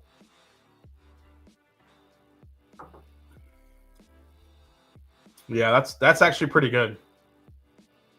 This has a really nice finish to it too. That one, oh yeah, that one might be a fourth. Wow, the finish on that is unbelievable. It just goes for days. It's still going. I'm getting that Pop Rocks effect. That's great. Team 6, you still have a chance, man. You still have a chance. All right, we're going to take one more sip of water here. This is the way. So, guys, I do want to let you know that I was working on a video with Heaven Hill. I did an interview with Bernie Lubbers from Heaven Hill. He's one of the brand ambassadors. He's really well known in the industry. He's an absolutely huge personality. The whole video centered around the history of rye whiskey, which you guys know I love, like getting into that history. So you should see that video hopefully early next week, I think. It's just been a while kind of getting through all the, I guess like the marketing, approvals, but hopefully I'll have that video sooner than later for you guys. But it's almost there. It is almost there. And I'll do a big premiere for it. It's like a 30-minute video because we do talk through a lot of history of rye whiskey. So you guys get to see all of that. So I'm really looking forward to sharing that with you guys. It was definitely one of the highlighted videos I've ever done. It was such a good time. So we'll, when that video is ready, I hope you guys are able to watch it live with me and once it premieres. So hopefully that will be sometime next week. Let's see here. Why have Russell Reserve single barrels disappeared off of shelves recently? I have a store pick I'm melting because I can't find another one. It's really because of popularity. It's because of Wild Turkey is kind of infamous for rolling out their single barrels pretty slow. So it's kind of like when they come back on the market, you'll see them everywhere, but there is kind of a lull in between. So just be patient. You will see them again. It's just how it always is. Crazy. Can't wait for that video. It's going to be amazing, I'm sure. Yeah, I can't wait for you guys to see it. Jason, did you ask why they don't have Elijah Craig barrel proof rye? I did. I did ask for it, but we couldn't film it. I said the world wants an Elijah Craig barrel proof rye, and Elijah Craig barrel proof rye actually has or just Elijah Craig rye, I should say, has a really nice age on it. So I really feel like it could work well as a barrel proof if they ever decide to do that. No bourbon worth more than $200. I mean, that's fine. If you guys don't want to pay more than $200 for a bourbon, I get it. I totally get it. But bourbon has been premiumized, I guess is the word. It's gone from a kind of a blue collar type drink to a more elevated type of drink for a lot of people over the course of many years here.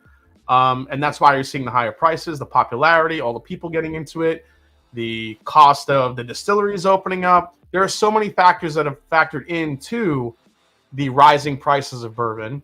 It's hard to just keep track of it. But the popularity isn't really ending anytime soon. So if anyone is waiting for the bubble to burst, it ain't happening anytime soon. There's still more and more new people coming into the game. Yeah, it's a luxury product now, Bulls Wine Guy. It's absolutely what it is. Oh, and this one has a beautiful nose. Last glass. This one might make a run, guys. Just saying. Peter Weiss says, I do have a 2016 Elliott Select. Oh, dude, Peter. I've always wanted an Elliott Select. Travis Robertson says, Jason, you could turn this whole butterfly thing into your favorite. Just think the Monarch in the Adult Swim series eventually. Yeah, I could. Bubble Bath Bourbon says the bubble will not burst. Well, that's very fitting coming from Bubble Bath Bourbon. What's up, dude? Yeah, and I totally agree with this comment from Jeff. This is kind of my thought. Just because the new bourbon averages $200 doesn't mean it's better juice than the stuff under $100. What did I say? These three that I had, and possibly this last one, these are $75 to $80 bottles that, like I said, are probably better than 80 to 90% of all the allocated shit that comes out. Honestly. But it all comes back to education and learning what's out there, learning what you're paying for. But unfortunately, marketing plays a huge part in whiskey's popularity. And that's really what it boils down to. Like, you can't tell me that most of the stuff that Buffalo Trace sells is better than most of these Four Roses single barrels. It's not. It's not. But people act like it is because it's rare. Just because it's rare doesn't mean it's better. But people, are programmed that way.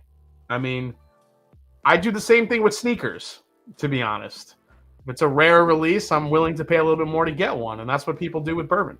So, but I feel like you have so many opportunities these days to find a bourbon that you like. I always tell everybody, just try it blind.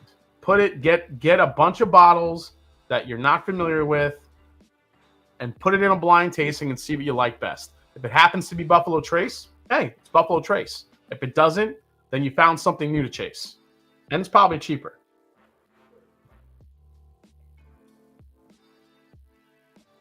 All right, let's try this one here.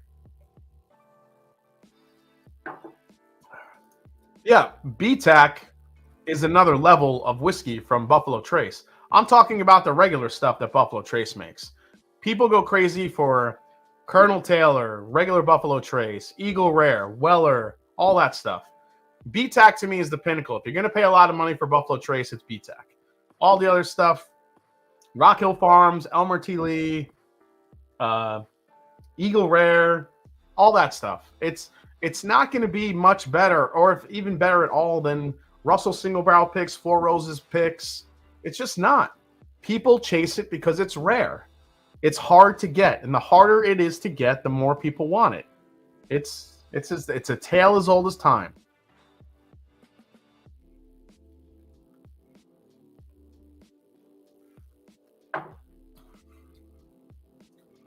That one is good, but this is all spice and floral and more spice.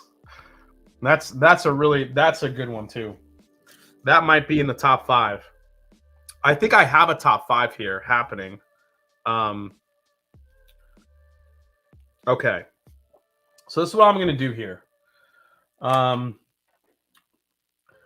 So I'm going to take, so I have 1, 2, 3, 4. So this is E.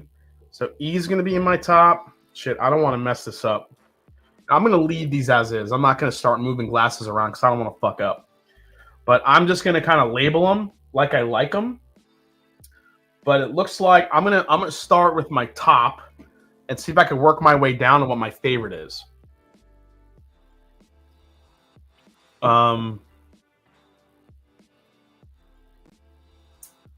Let's see here. iBlind, Old Forester 100, Buffalo Trace, OGD 114, and Wild Turkey 101. Yeah, that's a great blind. Some places can't get those picks, unfortunately. Yeah, but have Jeep Wheel Whiskey, even regular Four Roses single barrel or small batch select. Put that against most Buffalo Trace products or anything else that's allocated. And I'm telling you, it will do well. It will do well. I think I think Eagle Rare and Stag or Stag Junior, whatever you want to call it these days, are two of the more special bottles that Buffalo Trace make, if you can find them. Because I think if you get them at retail, they're a great value. They're flavor monsters. Even Eagle Rare at 90 proof has a lot of flavor to it. I love those two bottles. I would buy those over most other Buffalo Trace products. You know, Colonel Taylor small batch, okay. Colonel Taylor single barrel, all right. Colonel Taylor barrel proof, that's a really great one. I would chase. But most of the stuff that people clamor for and wait online for, and I mean, I don't want to get into Blanton's, but I just don't. I think it's more the bottle than the whiskey inside of it that people go crazy for. There's just so much good whiskey out there. Let's not forget how good the new Origin series is from Bardstown Bourbon Company. I think you could put any of those whiskeys against any of the stuff that's out these days, and really see what's interesting and how it works. Just do blind tastings, everybody. Just take what you think you know that you love, that's allocated, and put it against something that's available and see what happens. You know, it's always fun to do blinds. I think that's why everyone loves Map Madness so much, because you do these blind tastings, and yeah, you're trying to pick out some different stuff, but at the same time, you kind of find out stuff that you like that maybe you didn't know you liked. So it's always fun. All right, so 1, 2, 3, 4, 5. So this is E, F, G, and then these two are kind of my top 5 so far. So let me see if I could just kind of rank these right now.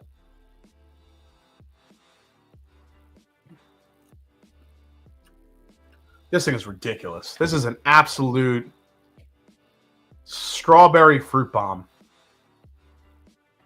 Yeah, plus Matt's hilarious. Yeah, the Weeded Origin series is fantastic. I just don't think enough people do blind tastings. They want what they want, and I get it. By the way, speaking of sneakers, I'm wearing one of my new pairs I got. You guys ready for these? Ready for these ones? If you guys don't know, I'm a sneakerhead. I love sneakers. Besides whiskey, it's like kind of my other passion. I just got these. Check these out. These are the Air Jordan 1 Mids Space Jams. So it's got the purple Jordan logo right there on the front. And then on the underbelly here, it's got the clear translucent midsole. Let's see here. It's kind of half. It's got like the shiny kind of patent leather on it. Then it's mixed with regular leather. And I absolutely love this sneaker. This is kind of the new one that I've got. Absolutely love it. So those are my new favorite sneakers that I got. Absolutely love these ones. I actually wore them for the first time today. I'm kind of breaking them in. So, all right. So we had E, 1, 2, 3, 4, 5. That's E. Let's go to F. F was like the super balanced one. That was just so good. I still think I like E better. Let's go to G.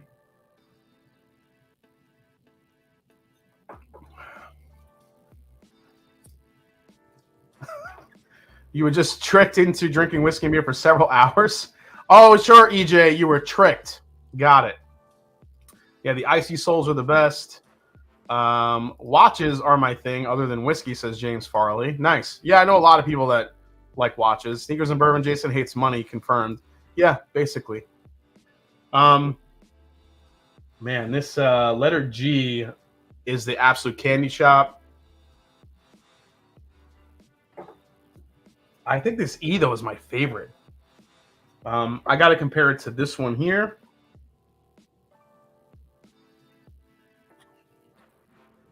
And then the last one. Oh, this J is really good, too. Yeah, these are definitely my top 5. This one might be my favorite. This letter E is just so good. I'm going to kind of keep it as is. I'm going to keep that one there, that one there. I think I like J a little bit over I. So these are my top 5. All right, I'm going to keep those in that order. Now I'm going to kind of go through my bottom 5 here. We'll rank these, and then we'll find out what these recipes are based on my notes. And see if the notes match up with what I was tasting compared to the Four Roses flavors. So, Let's see here. Sagamore Sherry, I could find that almost anywhere. I don't care what anyone says. That's one of the best ryes available. Tom Harper, that was a top 5 rye for me last year. That is one of the best ryes that Sagamore has made. I totally agree with you. And it's available. So, oh shit, 2 wheels down. What's up, Swami? Says like that hat, Jason. Nice to see you, buddy. Waiting for you to make this 2023 Forest Limited Edition blend after this flight. Yeah, we'll definitely do that. You get those Tiffany? No, I was not buying those Tiffany's. Hell no. No. If I got those Tiffany's, I'd probably try to resell them, to be honest. I've never really resold a sneaker, but I don't know. Those I feel like I would get, but I would never wear them. Man, between these two. Oh, man. This is a freaking fruit monster, too. B. Oh, shit. That's right. I totally screwed up the letters. Oh, fuck. Oh, fuck me. Oh, shit. I just totally screwed him up.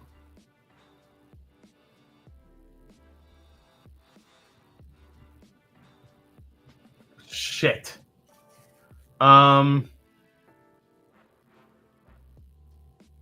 This was the last one. That was the second to last one. And I think I kept these the same. So 1, 2, 3, 4. 1, 2, yeah, okay. I'm keeping this where it is. Sorry, guys. I don't want to mess that up. I really can't do it that way. So what I'm going to do is... Sorry, guys. I figured it out. I did move them in a certain direction. I know I switched up those two. I'm still sober enough to figure that out. Okay. Yeah, nice recovery there. All right, A, B, C, and D. So these 4 I need to kind of rank.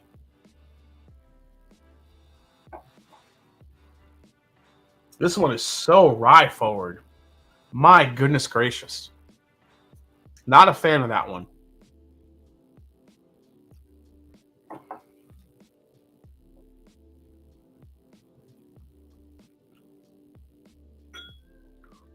So, yeah, I have E first, second, third. This is 4th, and I'll call this 5th. Now, when it comes to these 4,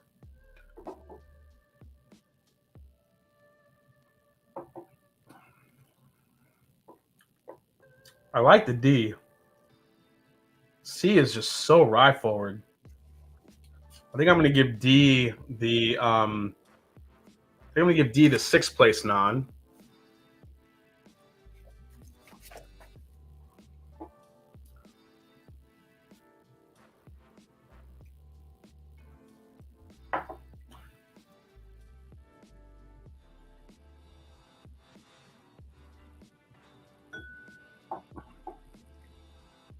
Yeah, B.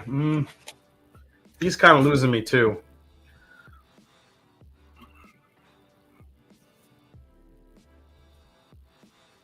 All right, I'll go 7th.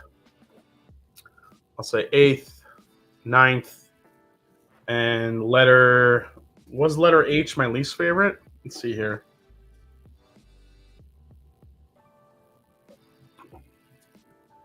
Yeah, I think letter H is my least favorite. So I'll put that 10th. All right, I have my rankings. All right, let me get some of this here. All right. So let's go through these here. First, let's go to my last place, which was letter H. A, B, C, D, E, F, G, H. This one. I wrote rye forward, floral, spice, and muted. There wasn't a lot going on. So I wrote muted for this one, for letter H. And letter H was... Interesting. Letter H was... Oh my God, I gotta find it through all this shit. You know what? I'm not even gonna look through the bottles. It's OESQ. Now, you gotta do the same flight for like 6 weeks in a row so we can see what is consistently good and what consistently falls short. Also, because Schlammer Jason is the best.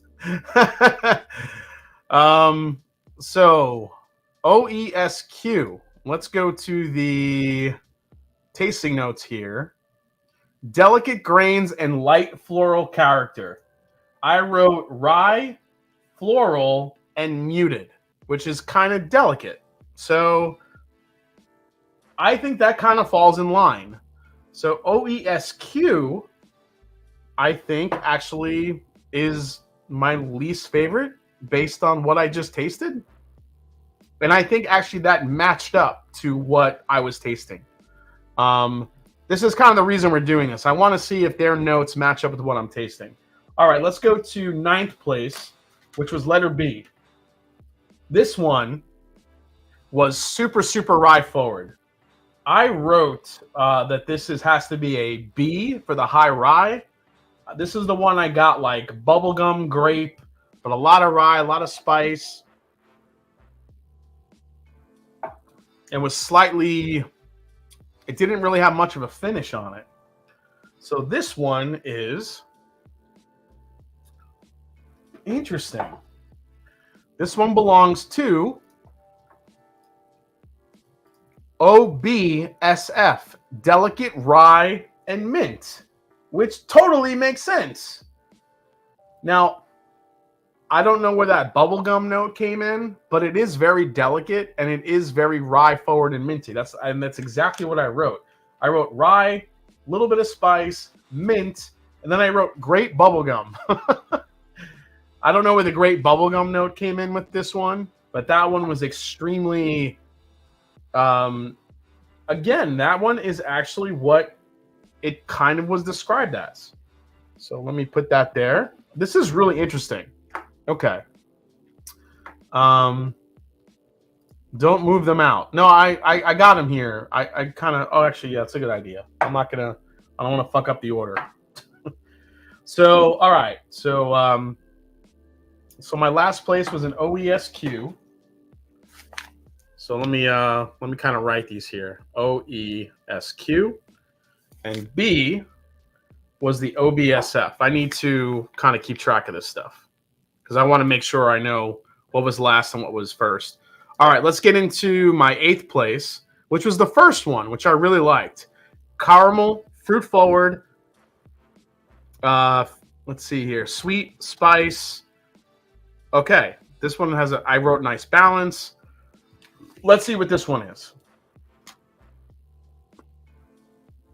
Oh my God, are you serious? This is OESK, which is baking spice. Which is, I mean, I kind of wrote caramel, fruit forward, and I wrote sweet, and I wrote spicy. And this is actually my barrel pick that got 8th place. Interesting.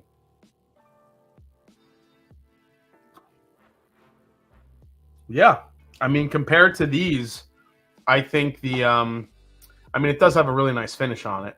But, yeah. Very sweet, very spicy. Baking spice? I don't know if I got a lot of baking spice out of that one. Maybe I did.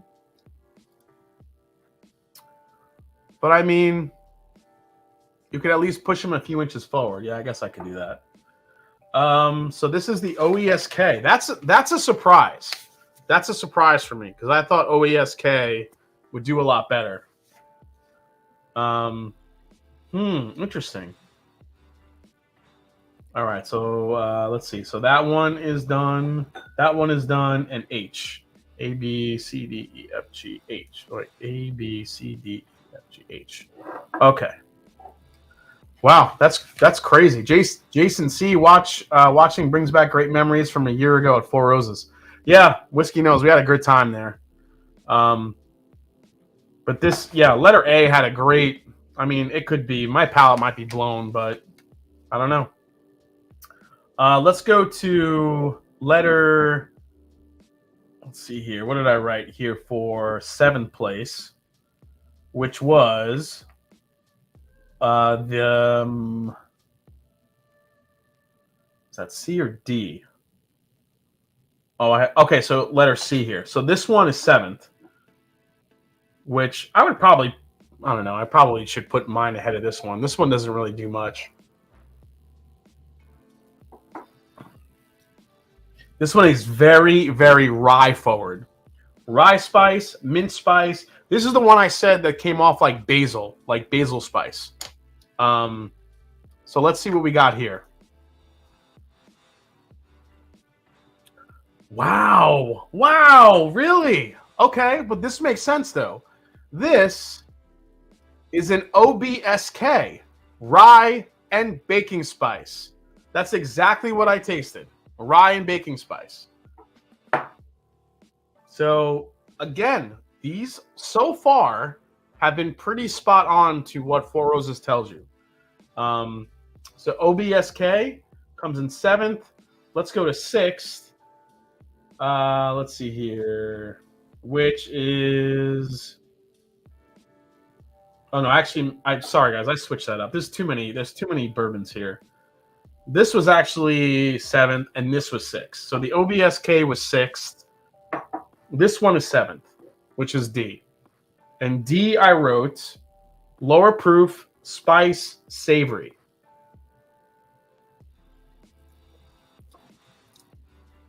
Yeah, and that one is OBSO, which is rich fruit. That might be the one outlier tonight. So OBSO, which was letter D, I got spicy and savory and drying is what I wrote. And rich fruit is not what I got at all on that one, to be honest. So that one might be the outlier. So far, everything I've chosen tonight, I think has kind of fallen in line with what Four Roses gives you. But this OBSO, which is supposed to be rich fruit, came off to me as lower proof, spicy, savory, and drying. I did not write fruit in it at all. So that's interesting. So OBSO. Yeah, that did not do it for me. Let me see. What was the OBSO proof? 104.8. So I wrote lower proof on that one. And it was the lower proof. If you guys look here on the left side of the screen, the OBSO was 104.8 proof. That is the lowest proof in the lineup. I wrote lower proof right here. I've been pretty good on proof lately, so I feel like it did come off lower proof. But I did not get any rich fruit on that at all. At all. Interesting. Okay. All right, let's go to my 5th place, which was letter I. So let's go back to, let's see, A, B, C, D, E, F, G, H, I. Let's go to I. Now we're getting into the top 5. So I wrote sweet, fruity, balanced. Let's see. This one is, that makes sense. This one is an OBSV. So that is the OBSV, which, if you go to the delicate fruit and rye. Yeah, I wrote here sweet, fruity, baking spices, rye spice. That's what I wrote for the OBSV. It's a favorite. It's a really good indication of what you're going to get from Four Roses. Love that one. OBSV gets the 5th place moniker. All right, let's go to 4th place, which was J. So the last one here, I really liked. This one had a lot of punch to it. And this is, haven't had a lot of these. This is the OBSF, Delicate Rye and Mint. I wrote rye forward, minty, but I also wrote fruity. Now, there's no fruit called out in OBSF. I'm sorry, OESF. What is OESF? Did I write that wrong? Yeah, herbs and mint. See, it says herbs and mint, but I got more fruit on that one. Again, single barrels.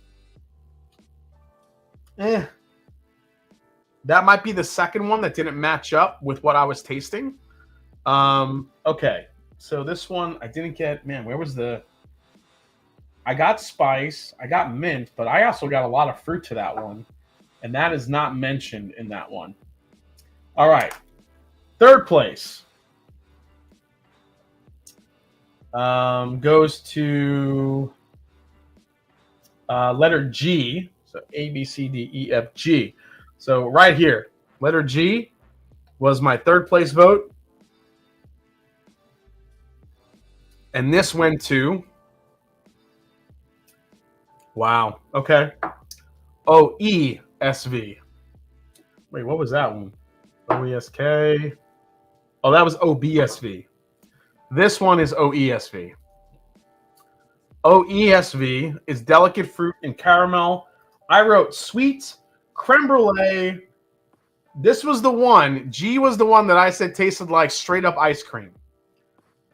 And it's an OESV. And I feel like so many people love the OESVs, barrel proofs. If you guys like sweet, you like candy, if you see an OESV barrel pick, a barrel proof selection, that's the way to go, dude. This OESV is liquid vanilla ice cream in a glass.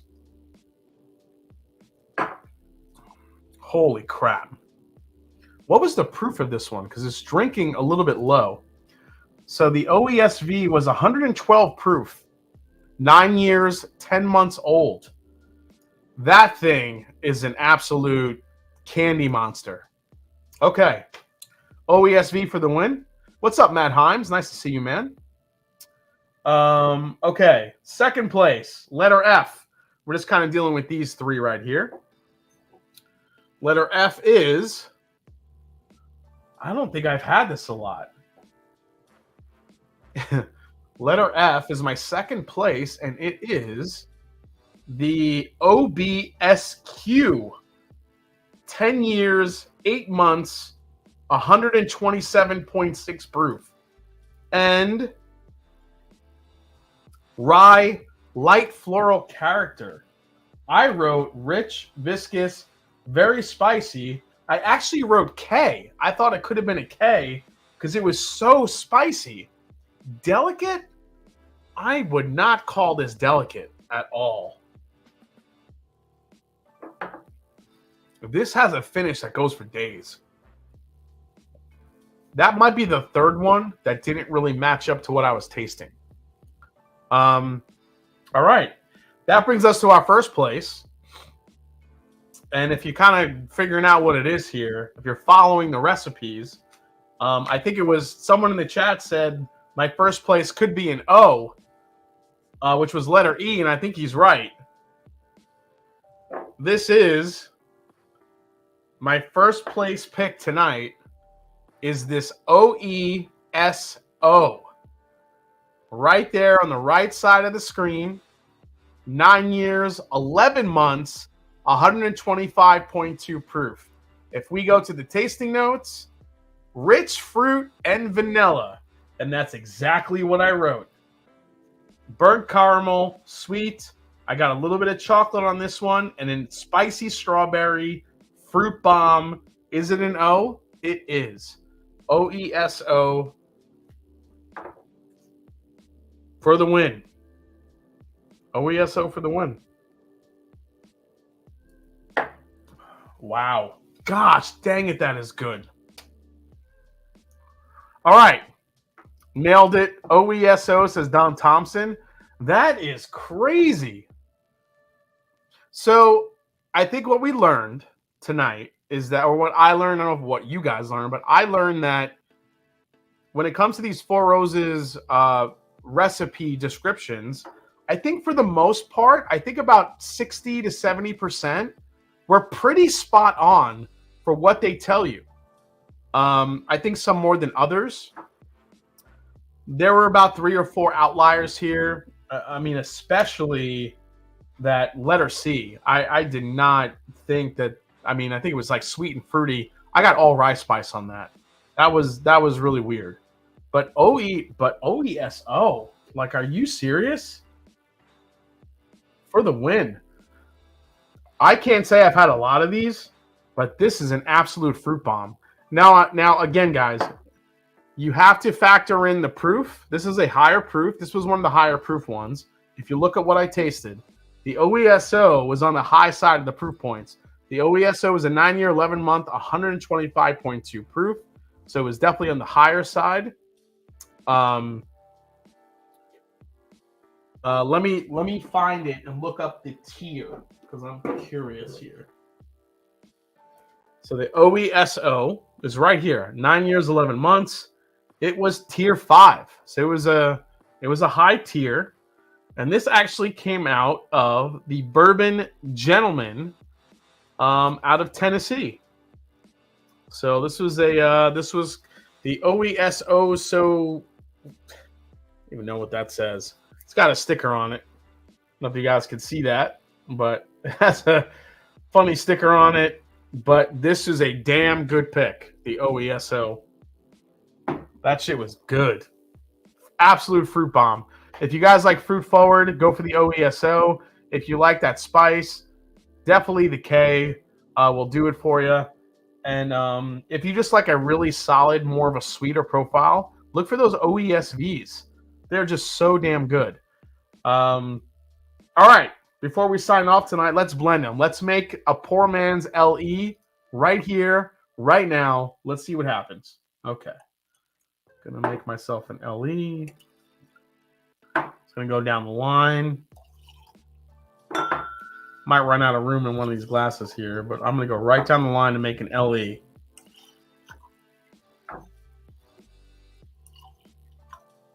I think I'll have it. I think I'll have enough.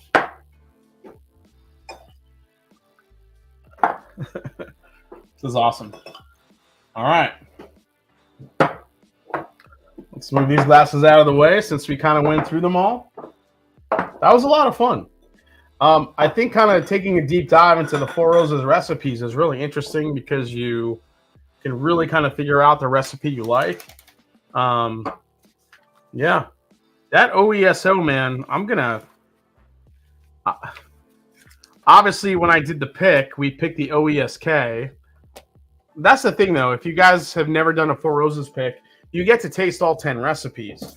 But the thing with the 10 recipes is that they're pulling recipes from different tiers, lower proofs, and all that. So if we did have an OESO, you know, maybe it was a lower tier, it just didn't stand out against the higher tiers. But tonight, that OESO was an absolute beast. I'll tell you right now. So the winning blend, or the winning single barrel here tonight, was 9 years, 11 months old.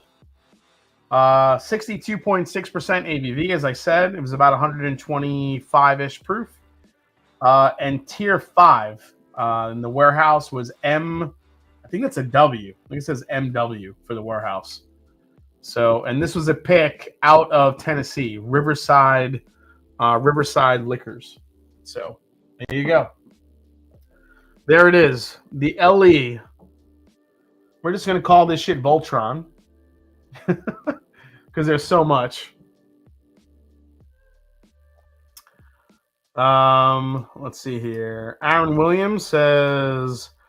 the guys that did that pick did the pick with us last year. We picked an OESF, but another OESO was barely beat out. Yeah, that OESO was freaking delicious. Let's see how this turns out here, guys. On the nose. I mean, it's a lot of recipes in one glass, guys. I mean, it just smells like Four Roses. If I had to like kind of gear towards a flavor profile, this falls into the, there's more fruit here than there is rye. All right, let's try it.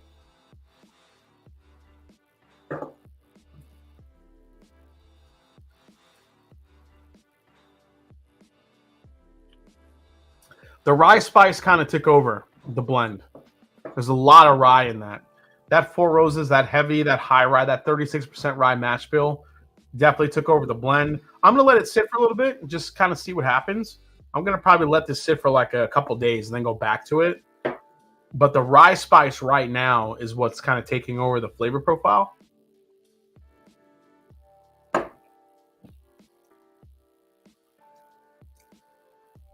It's actually a really nice balanced blend. I'm getting fruit, I'm getting spice, I'm getting sweet. Kind of nice. This could get better over time. Woo! Which is the Brent Elliott? Oh, the Brent Elliott was the so the Brent Elliott one was the OBSQ. The OBSQ was the Brent Elliott. That was a 10-year, 8-month-old. So yeah, OBSQ was the Brent Elliott. Let's see here. Another great group that does amazing picks. Oh, this one was one of my tops. The OBSV was selected by the Gallenstein series. This was the Bourbon Women. The Bourbon Women of Kentucky did this pick. This is one of the OBSVs, which I really liked. If you guys ever see that BW logo, let it there you go. It's focused up. See that BW, Bourbon Women?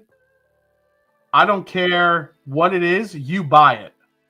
Those gals, because we're talking about women appreciation, those gals have ridiculously amazing palettes. If you see that BW at any time, you buy that pick, especially when it's Four Roses. So, all right, guys, thanks so much for hanging out tonight. Thanks for the support. Thanks for the super chats. Glad you enjoyed the butterflies, the chimes, and the Four Roses tasting. Tune in next week. I think. Excuse me. Jeez. Tune in next week. I have something planned. Hopefully it pans out. We'll see what happens. I'm gonna have a special guest on. And as I always say, it's not about the whiskey; it's the people you share it with. And with that, like, subscribe, do all the things you need to do before you leave here tonight. I appreciate all the support. Love you guys. Patrons, if you're watching. Going to do an after party here real soon, so stick around, and I'll see you soon. Cheers, guys, from the Mash and Drum. Love you guys. Cheers.